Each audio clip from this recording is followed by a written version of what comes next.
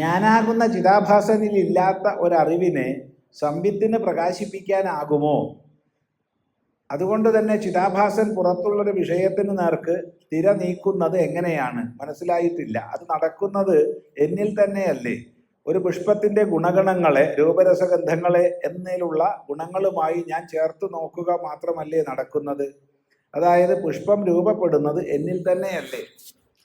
ഇവിടെ മനസ്സിലാക്കേണ്ടത്, ചിതാഭാസൻ ഇല്ലാത്ത ഒരറിവിനെ സംവിത്തിന് പ്രകാശിപ്പിക്കാനാകുമോ എന്നൊരു ചോദ്യം വരുന്നില്ല. കാരണം സംവിത്ത്, കേവല സംവിത്ത് വിഷയജ്ഞാനം നേടുന്നവനല്ല. മറിച്ച് നിരന്തരമായി വിഷയജ്ഞാനം സംഭവിക്കുന്നു എന്നുള്ളതിലൂടെ നമ്മൾ ഊഹിച്ച് മനസ്സിലാക്കേണ്ടതാണ് സംവിത് സ്വരൂപം.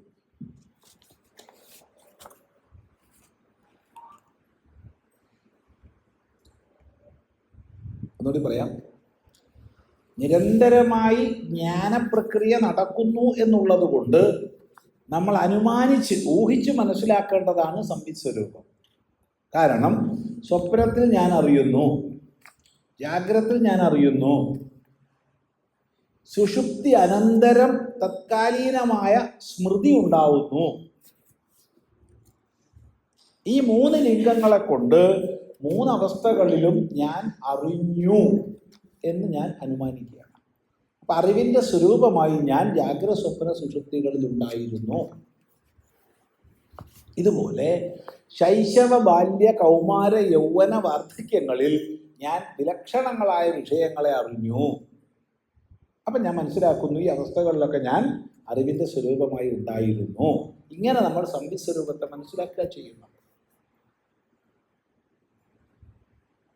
ഈ സംവിത്ത് ചിത്തത്തിൽ, അന്ധക്കരണത്തിൽ പ്രതിഫലിച്ചു വരുന്ന ഭാവത്തിനാണ് ഞാൻ ചിതാഭാസൻ എന്ന് പറയുന്നത്. ഈ ചിതാഭാസനാണ് വാസ്തവത്തിൽ അഹങ്കാരത്തെ പ്രകാശിപ്പിച്ചു. അവിടെ നിങ്ങട്ട് ബുദ്ധി, മനസ്സ്, അവിടെ നിങ്ങട്ട് ഇന്ദ്രിയങ്ങൾ, അവിടെ നിങ്ങട്ട് ശരീരം,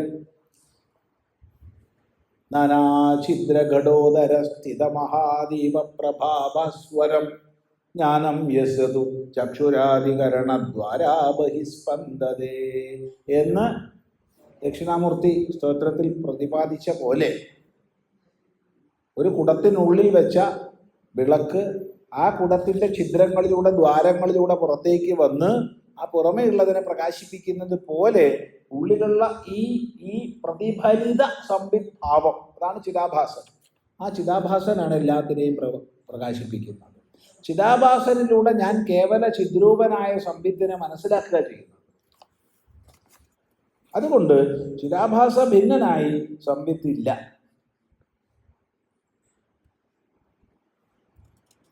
കണ്ണാടിയിൽ പ്രതിഫലിച്ച സൂര്യൻ പരമാർത്ഥ സൂര്യനല്ലാതെ മറ്റൊന്നല്ല. എന്നാൽ പരമാർത്ഥ സൂര്യനാണോ? അല്ല. ആ കണ്ണാടിയിൽ പ്രതിഫലിച്ചു എന്ന ഭാവമുണ്ട്. അതുപോലെ പ്രതിഫലിത ഭാവമാണ് ചിതാഭാസ രൂപം എന്ന് മനസ്സിലാക്കുക. അപ്പൊ ചിതാഭാസൻ ഈ പ്രതിഫലിത പ്രകാശൻ ഇതര ഉപാധികളെ പ്രകാശിപ്പിച്ച് അങ്ങനെയാണ് എല്ലാ വൃത്തിജ്ഞാനത്തിനും കാരണമാകുന്നത്. എന്നിലുള്ള ഗുണങ്ങളുമായി ഞാൻ പുഷ്പത്തിൻ്റെ ഗുണങ്ങളെ ചേർത്ത് നോക്കുകയല്ലേ ചെയ്യുന്നത്. ഞാൻ സമാഹരിച്ച് വെച്ച അറിവുകളുമായി ഞാൻ ചേർത്ത് വെക്കും.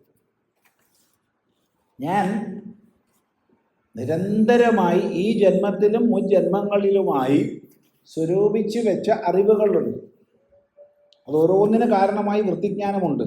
ആ വൃത്തിജ്ഞാനത്തിലൂടെ ഞാൻ അറിയുന്ന സന്ദർഭത്തിൽ തന്നെ എൻ്റെ ചിത്തം അത് ശേഖരിക്കുന്നുണ്ട്. അപ്പം ചിത്തത്തിൽ സ്മൃതിരൂപത്തിൽ തങ്ങിയിട്ടുള്ളതുമായി ബന്ധപ്പെടുത്തി തുലനം ചെയ്തിട്ടാണ് ഞാൻ പുഷ്പത്തിൻ്റെ സുഗന്ധത്തെ അറിയുന്നത്. ഇത് ഇന്ന പുഷ്പമാണ് എന്ന് ഞാൻ അറിയുന്നത്.